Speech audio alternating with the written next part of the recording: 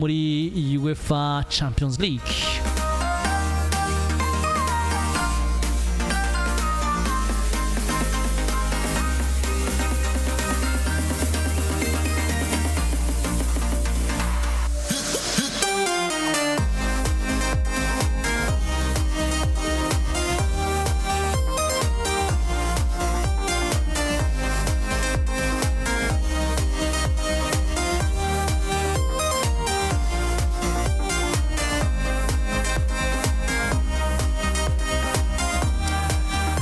Yes, muri UEFA Champions League bwana Romansa ubutigo bwageze.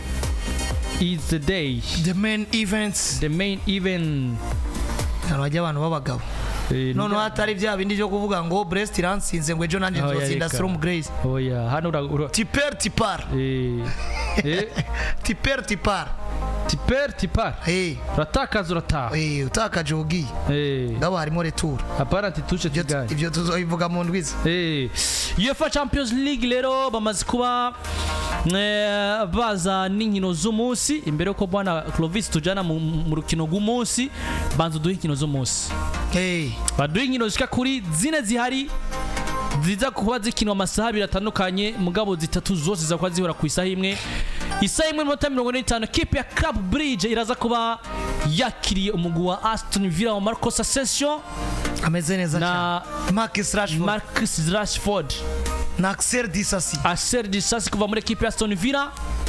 baraza kuba bakiwe na equipe no vangu imeze neza ari mu gihugu cy'ububirigi kuri Jean Brede Station mu gisagara ci Bridge hariya mu bubirigi ni Buruseli kabisa hariya kwa Club Bridge aho ni wabo wa Charles Doceteraire niho yarerewe cyane hakinya abirigi benshi ubona kwa Club Bridge hariya baranze amateka bita Barty Verheek kipe ya Club Bridge noko kuzidanya zose se niho dahizo no musi sinaziguha zine za nyuma ni zejo zine za mbere ni zo no musi sure abane Club Bridge nuno musi Real Madrid nuno musi Arsenal ni jari suno musi PSV na Arsenal chebara kinejo bo PSV na Arsenal nuno musi PSV na Arsenal nuno musi Dortmund na Lille nuno musi Syria zine za mbere ni zo noko ibisiga ivyejo abuzemwo Barcelona iri hariya musi na tumuhaye neza na tutaboneka niya tudu abaye buyibike Barcelona Aston Villa iraza kubiri mu bubiri giravayo Aston Villa kwa Club Bridge Aston Villa mu bubiri match ni buri resulta ya match ni nziza kuri bo sino ni Club Bridge jewe yamaze kunyereka ko buri akazi bakoze basezerera Atalanta Bergamo karakomeye gusumba ko basabwa gukora imbere ya Aston Villa do mapara Erega Bridge zingino bamaze kuzimenyera Aston Villa barengaje muri 8 za mbere Bridge biciriye muri barrage basezerera equipe to tubona ko batosezerera bivuze ngo bariko barametrize ingino zo gukurana mu mugiye na Aston Villa retour ari na retour bibiri kimwe bitatu kimwe uno munsi ya Aston Villa iheruka ingino zo mu matsinda ibari equipe nziza igomba ikinukira ko gukurana muri challenge yabo ya mbere bivuze ngo bashobora gutangazwa n'uburyo Club Bridge bakubakira mu birigi bakisanga basabwa kuzokora akazi karenze yari kuri Villa Park mu gihe twabonye equipe nka Club Bridge yo yamaze kumenyera ati turakora akazi muhira none twaje no kwa Atalanta tugakora uburyo bagiye no kwa Atalanta ni nabwo buryo bagomba kujamo no kwa Aston Villa kuko na Aston Villa wevisi go presenta ku kibuga cyayo utotinya nkuko wotinya kwa Atalanta PSV Arsenal Mikel Arteta yo ni match ya Club Bridge na Aston Villa ku isaha 1:55 PSV irakigwa na Arsenal mu gihugu cy'ubuhora ndetse Arteta atari serie aya Arsenal zosezerwa n'indi equipe atari PSV sure sino ko bakabaye abantu batereka ndakubwira amanota Arsenal ifise atereka agafaranga Arsenal mwiri note ndabwira amafaranga ifise kwa PSV ikabifisa amanota 2 Arsenal Luke de Jong na Ivan Perisic na Ivan Perisic mugabo Arsenal ngaha tureke gutsinda match basi mugabo qualification Arsenal bagakugwamwo na equipe ya PSV Eindhoven bace bashaka projet bayiye yujuja biri muri bobete Arsenal PSV saa 3 iri muhira Arsenal gusinda match PSV yasezereye Juventus nivyo mugabo Juventus ubona ni equipe ata performance ata experience ataki surambwe none PSV tagira na Arsenal icumbagira itagira musatirizi numwe no mustu balance none Arsenal na Juventus jewe kubwanje Arsenal nziza katuraba bakinyi badahari muri runo rukino gwane gwa Arsenal kwite Shwadiri ayi match Arsenal ayitsinda Arsenal ntizifise niza ko ifise Gabriel Jesus Bukayo Saka, Martinelli, Jordan Chimbel, Kai Havertz na Tomiyasu. Composition probable. Composition probable. Probable kurane kwa equipe Arsenal, Declan Rice, Thomas Partey, Martin Odegaard imediano yenye naiza match. Sure. Carafiori, Gabriel Magalhaes, William Saliba, Julian Timber. Leandro Trossard, Mikel Merino, Etano Aneri. Equipe Arsenal yoreka gutsindira match yitwa Jiki. Wabahumiriye. Kusino match irimo Y. Mugiye kurande kwa equipe PSV hano niyo kibura byanga bikunda. PSV virakirwa kwa Arsenal hano. PSV Eindhoven shobora kwatakisha witwa John Bakayoko mu Birigi ariko bone witwa Luke de Jong na Ivan Perisic ni experience yigendera please performance y'uno mwana kiri muto John Bakayoko mugiye wafise yabitwa Basaibari Vermiren na Koverman na Suten muramwibuka mu giseruka gihugu wa Peiba hagati mu kibuga ari kumwe n'abitwa ba Tijani Legenders mugabo ugiye kuraba tout simplement equipe ya PSV yo kwakira gutsindwa na Arsenal gusumba uko Arsenal itsinzwe na PSV yumva yo kwigika wacu bagicitse. Sivye experience tout simplement nkuko ivuze Ivan Perisic ndetse na Luke de Jong mugabo no musi kandi ugiye kuraba Luke de Jong turazi ko no mukinya ari 4 ku mitwe mugabo kandi wibuke ko Arsenal no musi nimwe muri equipe ni Mario ingufiri kiratwara mu mahiganwa yose nayo nimwe muri equipe zitsinda ku mutwe mu mipira miterekano bivajije Gabriel Magalhaes abari muri defense. Dortmund barakirarire match shakwa nako kamache ka Joshi ya Rwanda ino match twiteze ya Real Madrid na Atletico. Kano kamache kari na Dortmund. Gusa Dortmund ni nako rire nishobora gutambikwa kuri Dortmund. Buriya je nabwiye abantu. Rire ni sezera Dortmund je nakintu kizonangaza. Rire ifise umenyereza ziri no higano. Bruno Genesio. Kuna Dortmund imeze neza muri Dortmund imeze neza muri Champions League, Dortmund imeze neza Signal Iduna Park. Mugabo uyu mugabo yitwa Bruno Genesio. Yarenganye muri munani za mbere mu nzira yiwe yarakina Juventus yarakina Real Madrid yarakina Liverpool akarengana ari muri munani za mbere kudo chapo kuri no mugabo kandi ndo igano rega rikinwa n'abarizi none fata inzira yarire uraba rire inzira yabo mu matsinda barenganye muri munani za mbere barakina Juventus barakina Real Madrid barakina Liverpool iyi equipe ya Griziki wo ufate rire twe tuzi bwana Idi niki cyari gutumira nka qualification muri munani za mbere yarahuye n'izo equipe zose mu nzira yazo Feyenoord bayambitse bitandatu ari equipe yatsinze Bayern 3 kubusa ari equipe no musi Feyenoord yasezereye nde AC Milan urumva ubukomezi bwa Feyenoord Juventus Atletico Madrid bayikubitiye kuri Wanda 3-1 utsinze Atletico Madrid 3-1 mukwezi kw'icumi utsinze Feyenoord 6 utsinze Madrid 2-1 equipe yabatsinze nkuru ni Liverpool fatizo match munani bakinye iyo nzira baciyemo wowe rire uko yizi niki cyari gutumona ko bazorengana muri munani za mbere gaturaba inzira Dortmund kipe ni yakoze akazi Dortmund yaciye mu nzira isanzwe usivye ko yakinye Barcelona gakina Real Madrid ibisigaye byari byoroshe none nayo yasigaye kutayatoye kuri Borussia Dortmund sinwa na Barcelona sinwa na Real Madrid izisigaye zari zisanzwe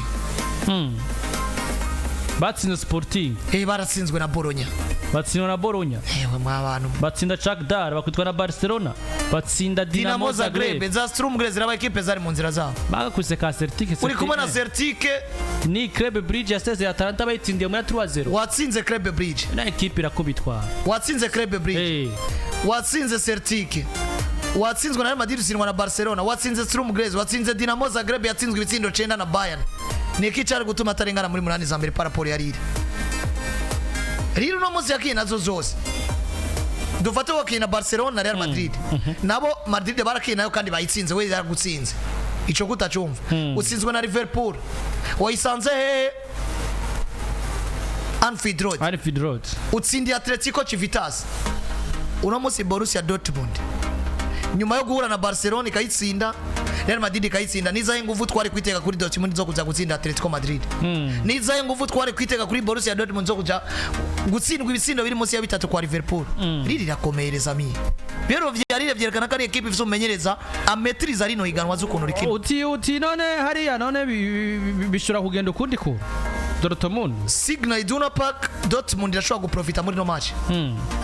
kuko niyo match je do mapare mvuga ko bafise kuko hereye muhira ubusabwa gutsinda kuko ukaja hariya ni Decathlon Arena hariya kwa Rire ibiharuro vyerekana ko gushika ishika finale hamwe itobivuyemo inkino zose zo gutangura bazozikinira hanze zo gusubiza zose bazikinira muhira niko ibiharuro vyerekana niyo tirage yabo kandi bari no mu nzira ya Barcelona bivuze ngo bagiye quart de finale Barcelona yarenganye match ya mbere ni Montjuic match ya retour ni muhira bagiye demi finale bakuyemo Barcelona karorero match ya mbere ni hanze retour ni muhira urumva iyo nzira yarire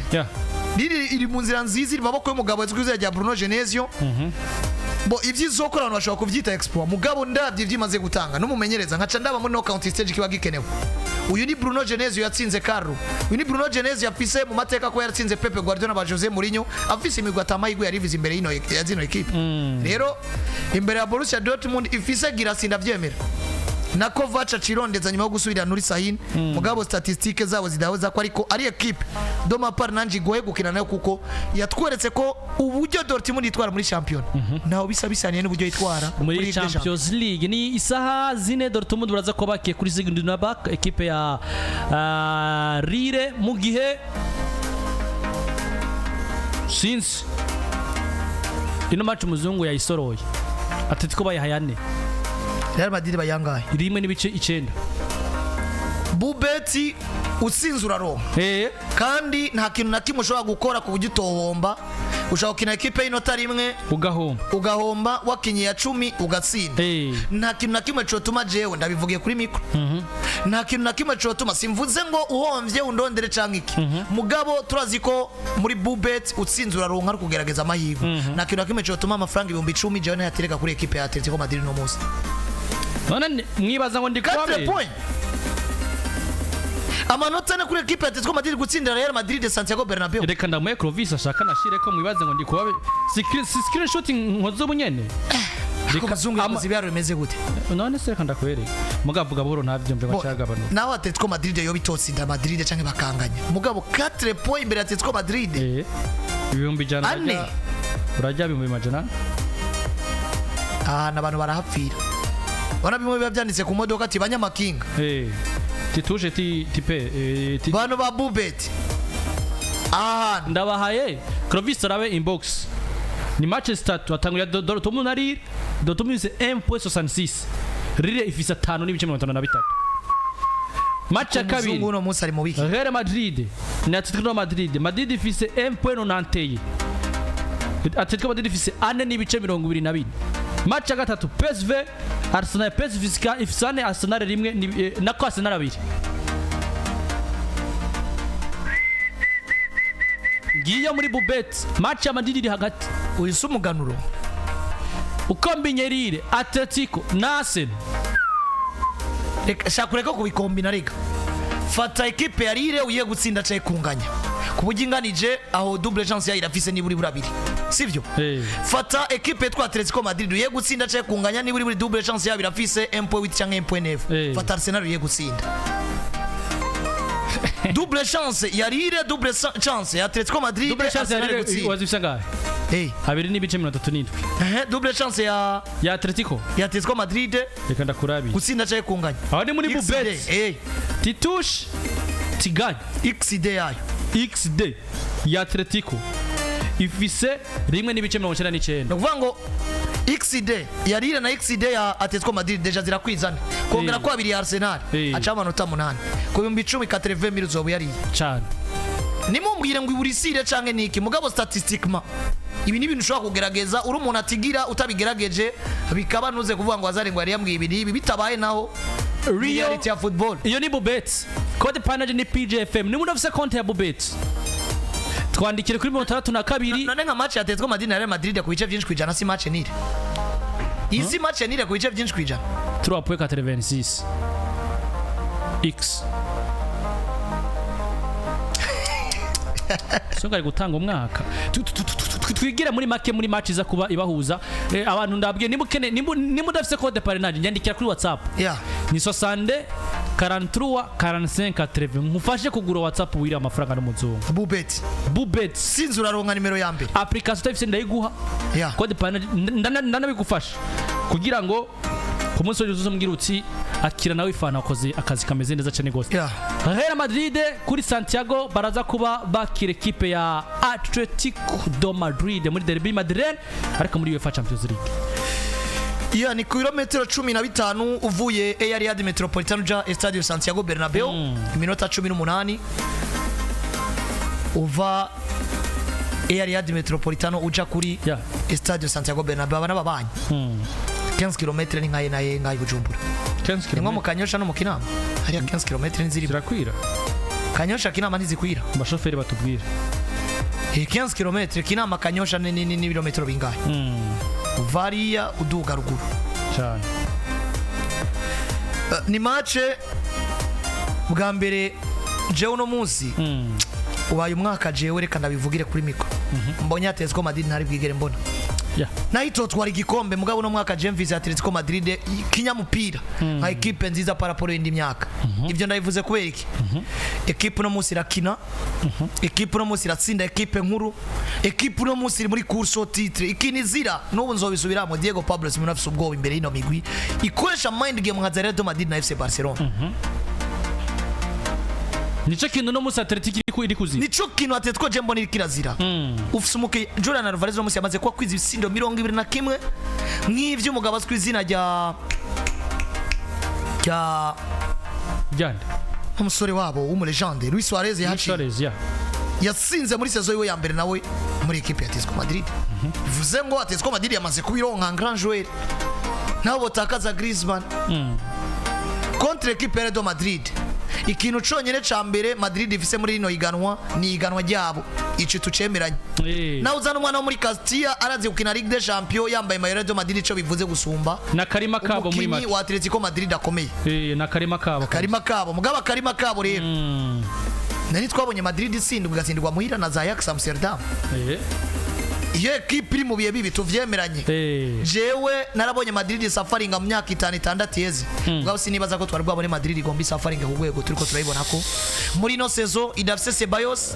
yagarukanye Fede ku nguvu idafise Jude Bellingham ari suspended bivanye n'ikarata z'umuhondo nyinshi afise urugwari go rukino go gupfa no gukira kuri equipe rero to Madrid nabonye muri weekend Rudiger physique ari nari bien Ngena Rudiger n'ibintu byo kuba amaguru n'ibindi urabona ko nawe bitameze neza. Provis arabe inbox namurunkiye abamaze kuba bakonvoke kwa Madrid. Ubusatirizi burakira. Ndetse n'amakuru Kope cyamaze gushira abona ko hariya bice kumenyesha amakuru azwiza ya Fabrizio Romano avuga ko imenyesha amakuru Kope cyamaze kuba kinashira abona buriya bashobora gutangura Federico Valverde n'ubundi ku nimero 2. Oya n'ubundi nk'ikinyamakuru Kope cyabinyeguruye mu gihe novuga ngo muri defense haza ko ari umusore azwi izina rya Anthony Rudiger na Asensio ariko na Raul Asensio mu gihe hagati ku nimero 3 ni Ferramendi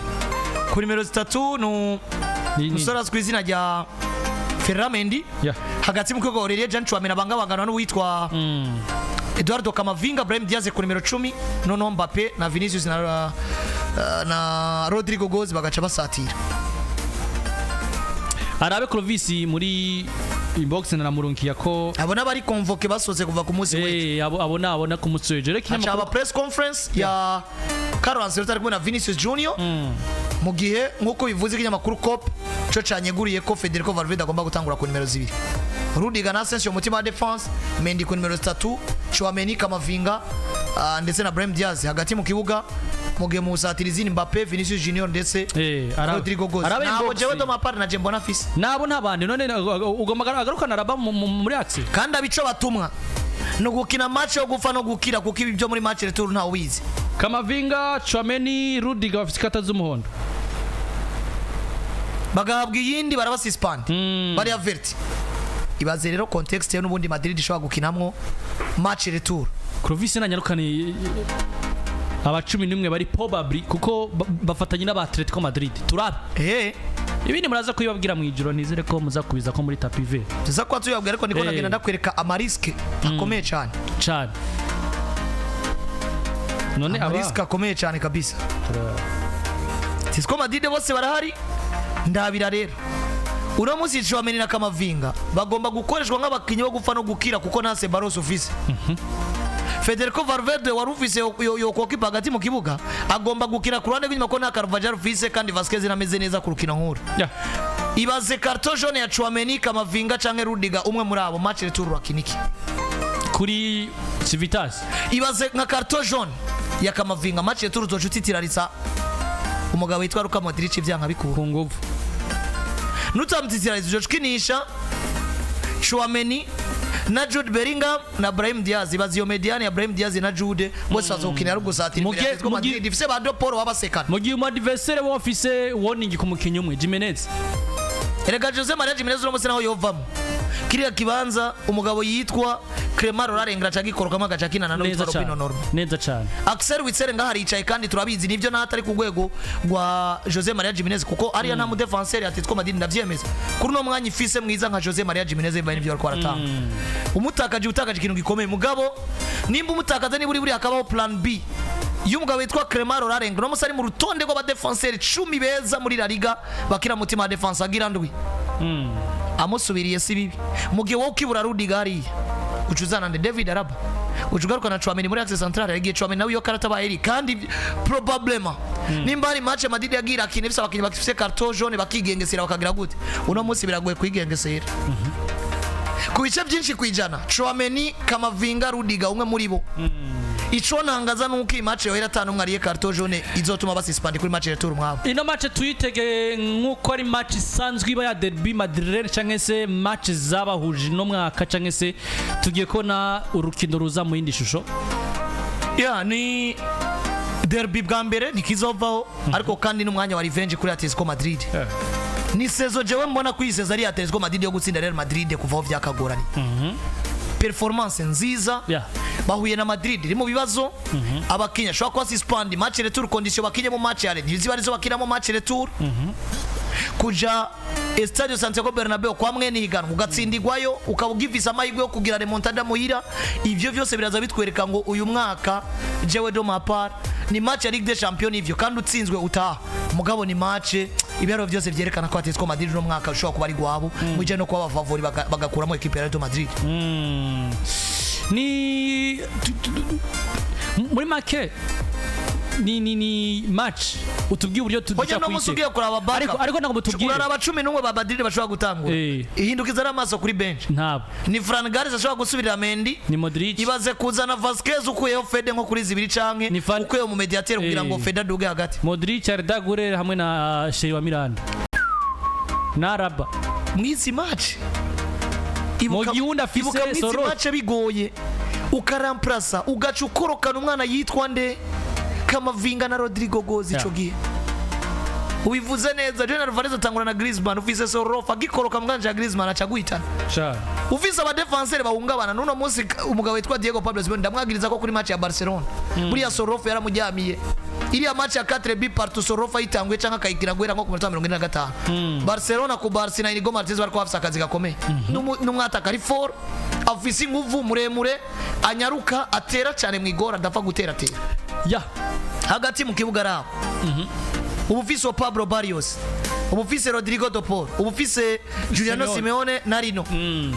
aho Renido Mandavari yicaye abasore nka ba Rodrigo Riquelme babicaye kapiteni wabo aho Koke aricaye aho Thomas Lemar yasubiye inyuma tutakimenya ivyiwe aricaye kuri equipe tuzi iri capable yo gusafaringa mugabo utagifise ububasha bwo gutuma basafaringa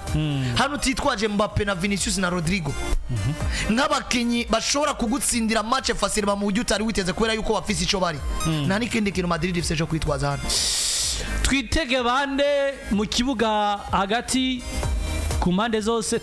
muri make ni match ngomba tubwiye ni match iza kuba iri kwigaragaza mu buryo ubu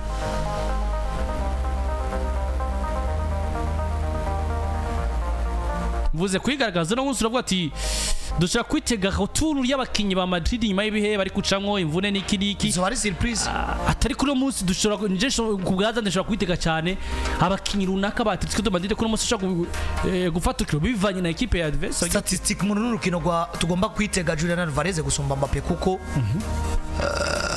niwe best player muri kano kanya niwe mukenye mwiza mugabo dufatiye kuco amateka dwaniriga iyi equipe iri combine the best player ni Julian Alvarez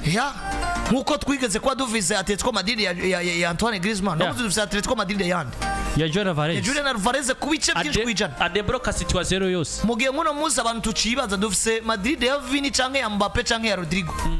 nubwo yoba ari ya Rodrigo kuko byaro bivyerekana abantu nibavyemera ko Rodrigo baramusuzestima niyo bari ya Vini kubera yuko muri knockout stage buri munsi agira contribution mu nsinzi ya Real Madrid abantu bacavuga ati mbega hano hari Mbappe yabaye meilleur buteur mu mwaka weze ubwo tuyitume Vini ugaca usanga Madrid nakakanu ko kuba nabo ubwabo batarabasiyoko y'ivyo bashaka kagomba kubakorako nuko ni saa 4 z'ijoro mu masaha ya hani watch ni na match muzakukana kuri PJ Classic FM mugabo vyinshi muza kwa byumviza mu higaniro Madrid basabwa kwa mu bintu vyabo tusembe mana n'ikindi kintu cyo tuma batsinda match atari kwa mu bintu vyabo kandi na mahirwe barafise yo kwa mu bintu vyabo bigakura kenshi barabibamo kandi atawa ba mahirwe 63 na rimwe ubusabune turabakira ku murongo wa telefone unandabira ubutumwa buke bwana